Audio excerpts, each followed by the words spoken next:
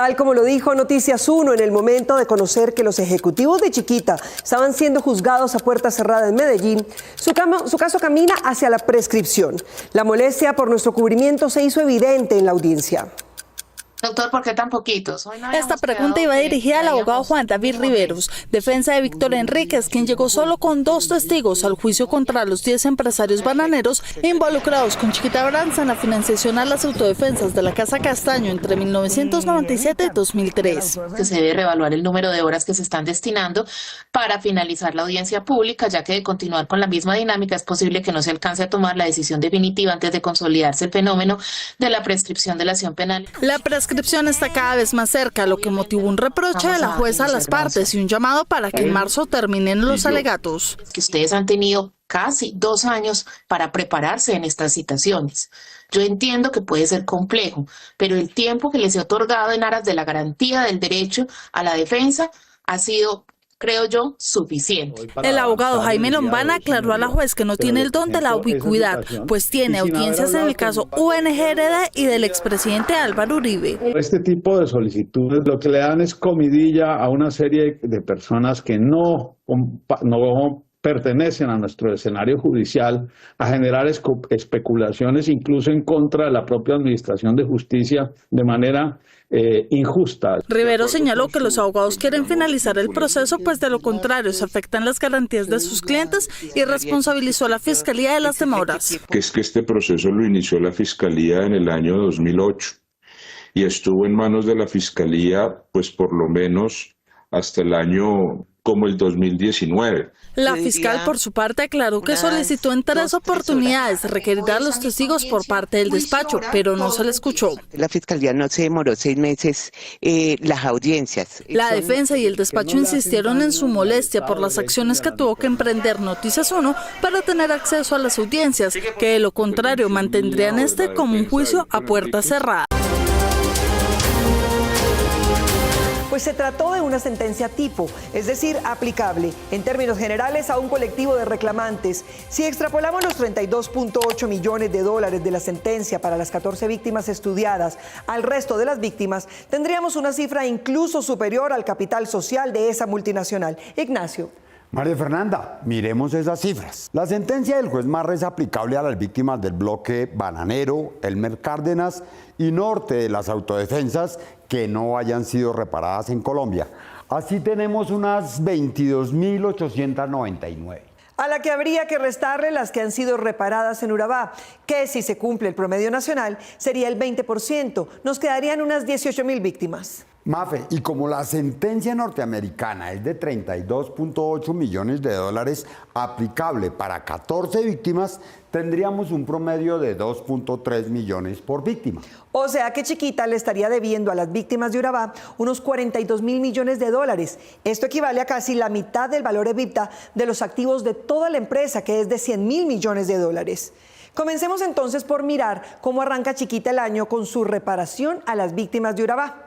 Desde 2007, cuando Chiquita Brands admitió ante la Corte Federal de Manhattan que financió una organización terrorista, el abogado Paul Wolf montó una oficina en Apartado y se dedicó a recoger la firma de presuntas víctimas de los paramilitares, a los que la bananera financió para gestionar una indemnización. Eso es Paul Wolf, el abogado norteamericano. Wolf alcanzó a recoger las firmas de 2.575 presuntos sobrevivientes de víctimas de la SAUC y su reclamo fue adicionado al expediente del juez Marra, a pesar de la oposición de los demás. Sus clientes y los de los otros 4 bufetes reclamantes fueron beneficiados con la sentencia tipo, que reconoció una indemnización promedio de 2.7 millones de dólares por víctima sobreviviente. Si piensan que eso no sirve, eso no es justo, no quiero nada, usted no tiene que aceptar. Pero Wolf sorprendió a todos en el proceso, pues solo 2 semanas después presentó ante la Corte de Marra un acuerdo al que había llegado con la bananera a nombre de sus clientes, para que ésta solo reconociera una indemnización de $3.000 por cada muerto en la lista, para repartir entre todos sus herederos. Wolf convenció a sus clientes que los millones prometidos eran una promesa efímera. La decisión del juez Marra ha aumentado el valor de sus casos en aproximadamente 50 veces de lo que estimamos antes. Esas familias son grandes y a veces no son en acuerdo o simplemente no pueden ubicar una persona o no quiere participar. El acuerdo entre Wolf y la bananera le garantizaba al abogado el pago inmediato de $4.2 millones. Se han pagado 205 casos y 148 casos están aprobados para el pago y solo están esperando la transferencia bancaria. Los clientes de Wolf tendrían que repartirse $3.000 entre todos los descendientes de cada familia. A los demás buffets se le reconocieron $1.7 millones por víctima. El acuerdo de Wolf y la bananera daba por hecho la pretensión de Chiquita, según la cual la indemnización máxima en Colombia es de 10 salarios mínimos. Las 8 familias recibieron un veredicto de $38.3 millones, pero según Chiquita, la vida de un colombiano solamente no vale más de $50.000. Durante los 14 años de trámite del expediente en la Corte de Marra, Wolf además habría facilitado información de los demandantes a los abogados de la bananera. Para nosotros eso fue una ofensa muy grande que consideramos muy seria y de una manera indirecta sabotaje directamente a nuestras víctimas, a los clientes que nosotros representamos. Pero la apelación se ganó el 23 de octubre y el juez Marra desestimó los argumentos de Chiquita, según los cuales la bananera había sido sujeto a extorsiones como lo fue toda la población de Urabá. ¿Cómo pueden comparar lo que a familiares colombianos les tocaba hacer, pagar una vacuna que era muy dura para muchas familias porque era la única alternativa que tenían para mantener su tierra, para sobrevivir? La corte del juez Marra asumió en abstracto que solo con sus aportes en dinero al bloque bananero y sus derivados, la bananera era responsable por la muerte de miles de urabenses, pero quedaron pendientes otras conductas criminales de sus ejecutivos y personal operativo. Les permitían que usaran sus puertos, les dejaban entrar que entraran por ahí las armas, que salieran por ahí las drogas. Wolf ha dicho en su blog que este año, el 2025, espera terminar de pagar los $8 millones que el juzgado le autorizó a repartir entre los familiares de las 2.575 víctimas que representó, es decir, $11.200.000 o $1.800.000. Este año será el definitivo para la sentencia de los ejecutivos de Chiquita Brands por su pacto con las AUC, que en el país se investiga desde el año 2002, que hace 4 está en juicio y que prescribirá a mediados de este año. La DIAN de Colombia abrió un expediente por el soborno que Chiquita pagó en el gobierno Samper para conseguir que su bodega en Turbo pudiera convertirse en la primera zona franca especial aduanera de Colombia, pero no encontró responsables. En octubre de 2001, la Securities and Exchange Commission, SEC, le impuso a Banadex, la filial de Chiquita en Colombia, una multa por pagar el soborno y la DIAN dijo que ahora sí iba a investigar. Si en algún momento se amerita, con pruebas contundentes, revisar la propia actuación de la administración, lo haremos. Pero en noviembre siguiente, Carlos Castaño comenzó a ingresar el arsenal de las futuras Autodefensas Unidas de Colombia por el puerto de Chiquita en Turbo, en el barco Waterloo, cuyos puertos volvió a visitar Noticias 1 hace 22 años. Queríamos hacer una operación en el sentido de cargar todos los fusiles con ubicadores satelitales para ver cuál es el destino de esa arma. Yo creo que los que estaban manejando el tema de repente se dieron cuenta de esa situación y por eso yo creo que no se pudo hacer más la operación no se pudo continuar. Ambos coinciden en que la confesión pública de Castaño era una maniobra para evitar que a las AUC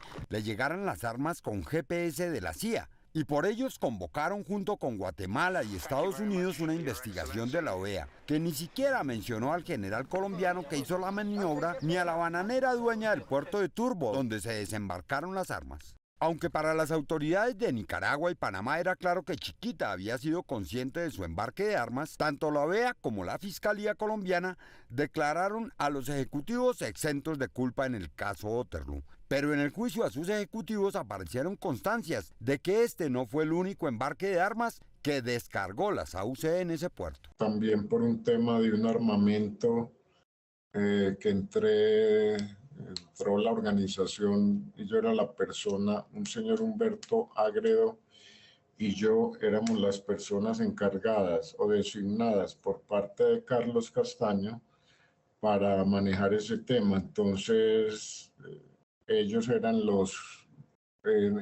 ese armamento venía camuflado en unos bultos de urea, ya que era un insumo que vendían en Bulgaria y que se consumía mucho en la región de Urabá, o se consume mucho. Freddy Rendón, alias el alemán, explicó además que otros embarques de arma habían llegado a través de El Zungo, el puerto de Chiquita, para su propio proceso en Justicia y Paz, del que no se hicieron traslados hacia el expediente contra los ejecutivos de Chiquita.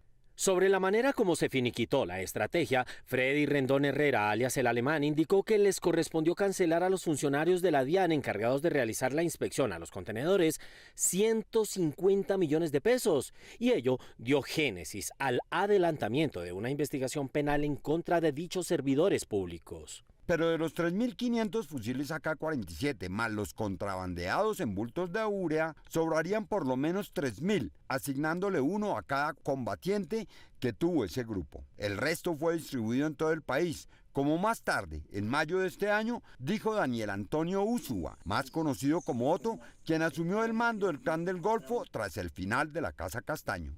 El bloque Centauros, ¿de dónde conseguía armas?